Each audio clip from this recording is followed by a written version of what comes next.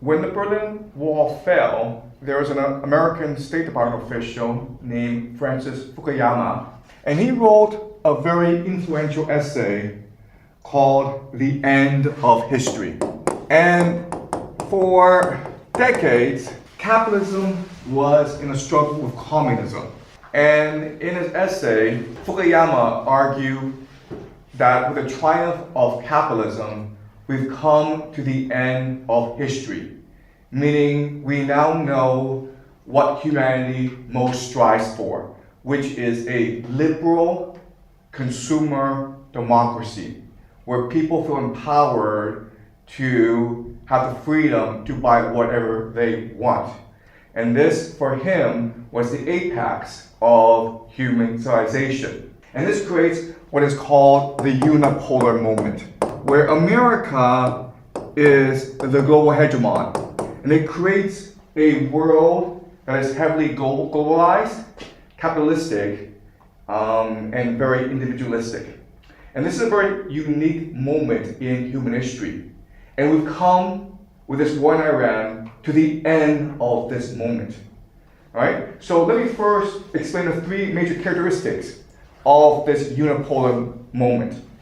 The first is what I call Pax Americana, where American power, American military might guarantee peace in the entire world. And this is unique in human history, where for the first time there was a power that was able to dominate the entire globe. And America was able to do so through three mechanisms. The first is, of course, its military power, but specifically aerial supremacy, which was backed up by special forces and the CIA. So the CIA was able to infiltrate every single government in the world and identify who would be loyal to the American empire and then promote this person. If there were individuals that challenged the American empire, these people were demoted or eliminated. Nations that proved problematic, for example, maybe Syria or Libya, special forces went in to sabotage the economy, and then aerial power went in to destroy the government. And so this created Pax Americana. Now, what's good about this is that it did bring peace to very problematic regions. For example, in East Asia, Japan, South Korea, North Korea, China, Vietnam did not compete against each other. They just participated in the global economy, which brought tremendous wealth and prosperity to the East Asia region. This is true also in Europe and South America as well. Okay? So air supremacy. Then you have something called surveillance. And basically what I mean by that is the internet. So believe it or not, but the internet was created not to actually help you communicate and to watch pornography. It was actually to have a mass surveillance system over the entire human population so that the Pentagon, the military, knew exactly the vibe or the culture, the attitudes, the emotions of each region. And through social media, through mechanisms such as Facebook and Twitter, they were able to manipulate certain emotions. Okay? The second mechanism is mass surveillance through the popularization of the internet. And the third is something called a rules-based international order. Okay, and what this means is American power hid behind multilateral organizations such as the United Nations, such as the World Bank, such as the World Trade Organization. And so people didn't notice that the American empire was dominating everything. They believed that the world was fair and just, and through logic and reason and debate, they could present their case.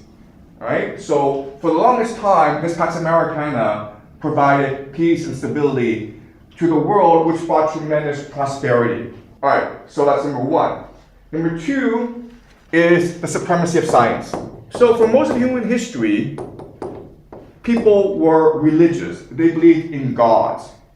But with the rise of Pax Americana, science became the dominant religion of the whole world. All right, so the classic example is COVID. COVID was raging across the world, and then they introduced vaccines. Now, I teach critical thinking skills. So when I first heard about the vaccines, I was a bit skeptical. I said to my friends who are Chinese and American, I said, vaccines used to take about 10 years to develop. And that's when the virus is stable and have been around for centuries. But this COVID is constantly mutating, and they haven't have done enough trial research. So is it really safe to take these vaccines? And whether they were Chinese or American, their response was the same, which is, how dare you question science? You are a peasant.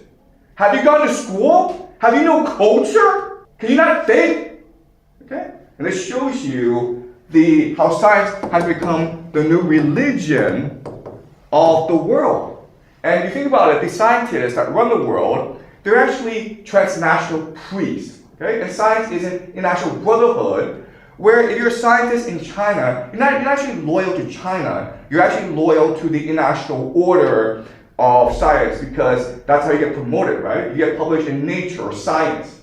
If you win an award, that's how you get rewarded, okay? So you're better off being loyal to the brotherhood of science rather than your own nation state. And of course, it is the American empire that controls science. And the third unique aspect of the unipolar moment is, of course, the universality of the US dollar. And it's incredible to think about where just a piece of paper, you think it's gold, you think there's value in it. And not just you, but everyone around you. So that if you take your US dollars, you can go anywhere in the world and buy yourself a villa, or enjoy a nice vacation, or fly around. But not only that, but you aspire in life to accumulate as much US dollars as possible, right? Is there really a difference between $100 million and $100 billion? There's actually no difference. You can't spend it. But you want to achieve as much as possible, and as a result, you focus your entire life on accumulating as much as possible. Okay? So these are the three main pillars of the unipolar movement. And again, in the beginning, which was maybe the early 90s, this led to tremendous peace and prosperity throughout the world. The problem, though, is that over time, these three pillars started to decay, right? So, Pax Americana started to itself ignore the rules-based international order, which itself created, right? So, America started to bomb countries such as Libya and Syria without international approval. Most recently, it went to attack Iran without even asking for the opinion of the world, without even caring what the world thought. So this leads to the idea of hubris. Maybe the first generation appreciates the importance of collaboration, of consensus. But the second generation, the children, are arrogant. They have hubris. They want to enjoy their power. Okay? So that's problem number one. Supremacy of science, religion, basically it becomes a religion in itself, orthodoxy. So that science does not become the main engine of innovation in the world, it becomes the main engine of orthodoxy or suppression. And that's why for the past 20, 30 years, we've seen very little in terms of technological innovation. Don't tell me Silicon Valley is the center of innovation in the world. All they do is make food delivery apps. It's been a long time since we've seen massive innovation in the world. What we've seen these past 20, 30 years is the scaling out, the popularization of innovation, right? Where American technology is spread throughout the world, especially in China. But we have not seen actually major innovation in science itself. And the third thing, the university of the US dollar leads to printing dollars, okay? Or just basically corruption.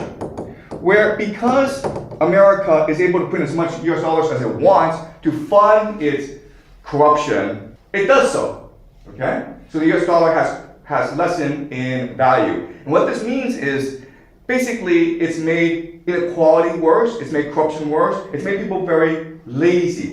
If you're a young person, you're like, you know what, no matter how hard I work, I'm still screwed in the end because the boomers, the older generation, have so much more money than I do. I can never catch up. So I refuse to play this game. Either I refuse to play this game, so I quit, dumping, lie flat, or I gamble. I pray that if I put $1 million in Bitcoin, it'll go up to $10 million, or the stock market, or sports betting, okay? That's why in America, gambling has become so popular, all right? So this has led to today, basically, all right? So we shouldn't see this war against Iran as just a decision of one person, Donald Trump, or the machinations of a country, Israel. Really, this war in Iran is happening because we've come to the end of the unipolar moment because the American empire has become corrupt, self-indulgent, lazy, arrogant. All right? So with the end of the American empire, with the end of Pax Americana, we are shifting towards a new world. And this new world, some will survive, most will not. Okay? And this is true throughout history, where when empire declines and the world order is shifting, where there's a paradigm shift, people are forced to make a hard choice of either adapt or die. All right? So let me show you how the world needs to change if it is to survive. Basically, what has to happen is we have to move from an emphasis on efficiency to resilience. Okay? That is the main goal in the future. Today, it's really about how to make things as cheap as possible and get it to as many people as quickly as possible to make as much money as possible. Okay? The idea of efficiency, generating as much profit as possible. The idea of resilience is to appreciate that there will be a series of crises, and what you need to do is focus on adapting and surviving these crises, okay? So for a nation, for a community to survive in the future, there has to be three major changes. And if you're able to make these three major changes, you will survive. If you do not make these changes, you will be eliminated, okay? It will be survival of the fittest. All right, so the first thing you need to do is move from materialism to spirituality. Right now, the entire world, these nation states have convinced the population what matters is your material well-being. If you are driving a car, if you have a house, if you have enough food to eat, then you should shut up and obey because we're doing a good job. Okay? But in the future, governments can't do that because there are not enough resources to go around. Therefore, the government has to make you believe that what matters is your happiness, your well-being, your spirituality. And that usually means a renewed focus on religion. Okay? That's the first thing. Second thing is to move from a system of individuality to community and family. All right, and what this means is today what you're taught in school, what you're taught in society is what matters is you, me, okay? The ego. If it's doing well for me, it's good. I don't actually care about other people. In the future, you have to focus on building a community, on helping others, okay? And the last major shift is from the old to the young. Okay, and this is very simple, and this is actually the hardest thing to do, which is like today, most countries, especially the wealthy Western industrial nations, are controlled by the baby boomers, the elderly, the gerontocracy. They have all the money, they have all the power, but for society to thrive in the future, this power needs to shift to a younger generation, ideally maybe in the 30s, okay? The younger the better. And you think this is easy to do, it's not. Because, first of all, these baby boomers have access to the best healthcare in the world, they have a lot of money, and they really enjoy living. And they're also really selfish, okay? So this is actually the hardest problem to solve for most Western societies. How do you transfer power from the old to the young? And quite honestly, historically, we've never ever faced this problem before. Never. Because the old simply don't live that long, okay? Now, baby boomers are living to at least 100 years old. So they have another 20 years ahead of them in power. Meanwhile, the young cannot develop the experience and expertise in order to lead the nation. So whichever nation actually figures out this problem first, how do you give the old and give power to the young, then will most likely thrive in the new world that's coming. And if you were to ask me which nation would most likely achieve this first, I would say Japan. And the reason is very simple. Because in Japan, this problem is the most pressing. They are the eldest population. They are the oldest population in the world. And so they need to resolve this issue really, really quickly. Okay? And maybe in the next 5-10 years. And I think that Japan will actually resolve this issue. But it may be the only nation that's able to resolve this issue because it's so difficult. You love your grandparents. Do you want to see your grandparents die? Of course not. Okay, you're going against human biological nature. All right, okay. All right, that's the main argument I want to make you today.